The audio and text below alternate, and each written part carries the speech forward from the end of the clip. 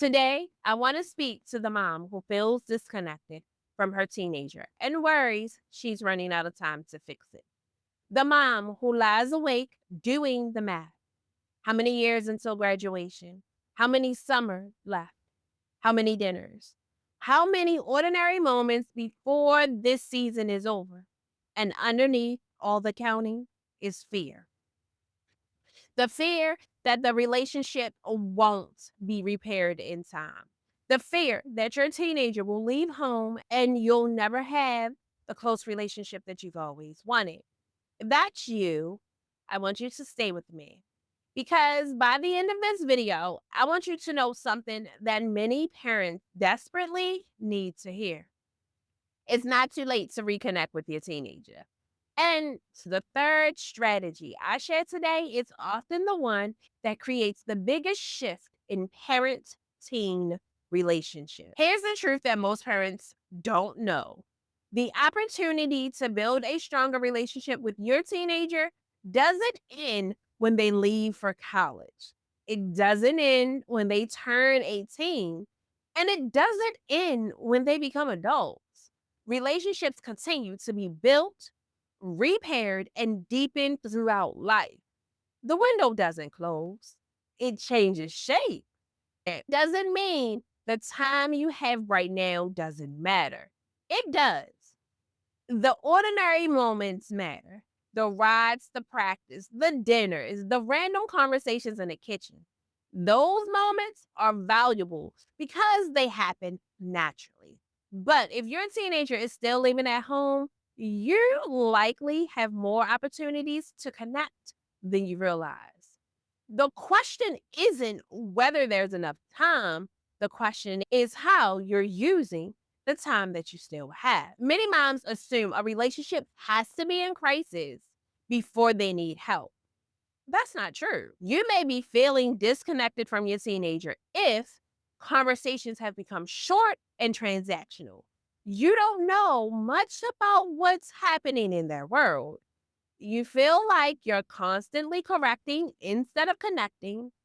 Your teen spends more time in their room, or you miss the closeness you once had. Disconnection doesn't mean the relationship is broken. It means the relationship needs intentional. Let me tell you about a mom I worked with whose son was 17 and a half when she first reached out to me. He was leaving for college in 14 months. She opened our first conversation by saying, I know it might be late, but I need to try. She was not starting from a relationship in crisis. She was starting a relationship that was fine, functional, not difficult, but not close. Not the relationship she wanted to have with him. Not the one where he would call from college just to talk. 14 months. She did the work. Not perfectly, not without setbacks, but consistently. She changed how she showed up. She built micro moments into every available day. She repaired moments that had gone wrong instead of letting them accumulate. She got curious about his world in the way that we discussed in a previous video. He left for college 8 months later. He called her his second day at college, not because he had forgot something, not because there was a problem, not because he needed help. He called because he wanted to tell her about his day. 8 months. That's the time she had, and she used it. And the relationship that was built in those 8 months has continued to deepen from 3 states away because the foundation was real. Here are 3 things that you can do right now if you're feeling disconnected from your teenager. Not next month, not when life settles down, but this week. The first strategy is to use the ordinary moments. One of the most common ways moms waste the time they have is waiting for the right moment, the right mood, the right setting, the right conversation to open up. But teenagers do not operate on scheduled emotional availability. Connection happens in gaps. in the imperfect, unremarkable, unscheduled moments. And moms who are waiting for the perfect moment to have the important conversations are missing hundreds of ordinary moments that would have built more than one perfect conversation, that would have built more than that one perfect conversation ever could. This week, use three imperfect moments: the ride to practice, the commercial break during whatever show they are watching, or 10 minutes before they disappear into their room. Not to have a conversation, but just to be present, to make eye contact, to say something that has nothing to do with homework or responsibilities or what they need to do. Be there in the ordinary moment. This is where the relationship lives. The strongest parent teen relationships are rarely built during emotional conversations. They're built during those ordinary moments that happen consistently. Strategy two, repair one unfinished moment. When time feels short, the temptation is to focus entirely on building new positive moments. But unrepaired moments sit in the relationship like weights. Your teenager carries them even if neither of you are talking about them. And that weight, accumulated over months or years, is what makes the connection feel harder than it should. Repair lightens it immediately, sometimes dramatically.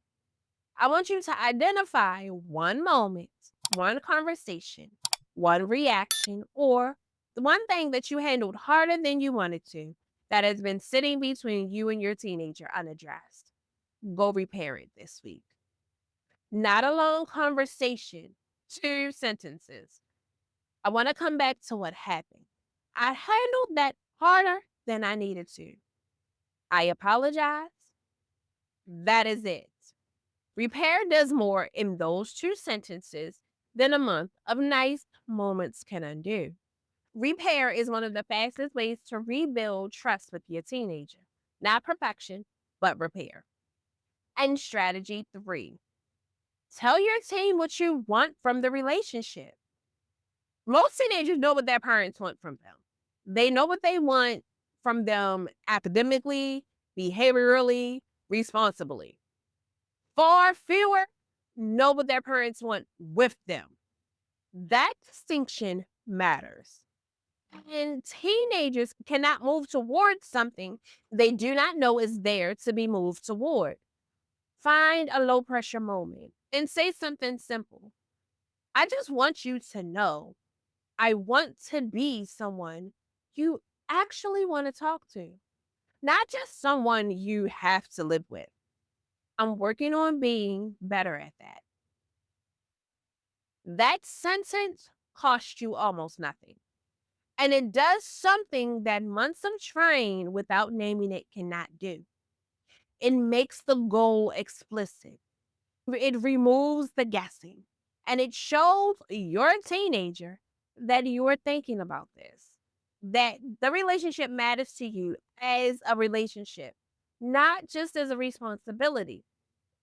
That kind of honesty from parents is one of the most disarming and most connection building things a teenager can experience.